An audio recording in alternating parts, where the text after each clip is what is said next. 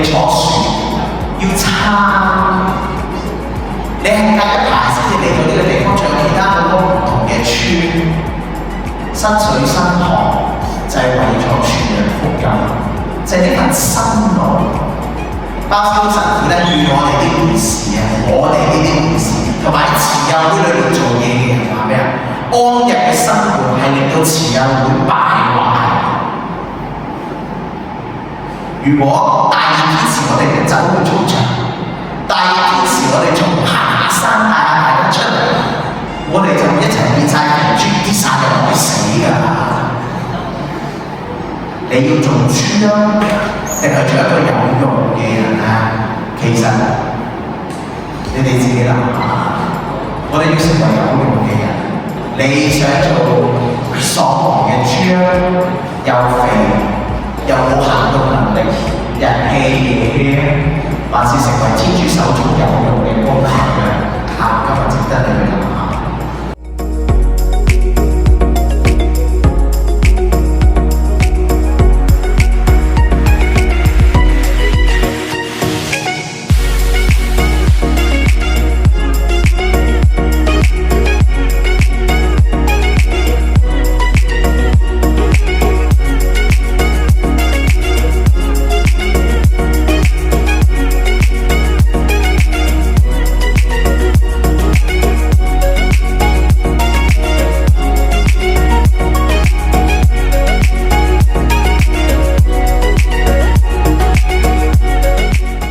絕對不需再拋開，當真不必再拋開，作是眾生的根源，真正眾生不欠缺主撐，說過人像永遠都不再更好。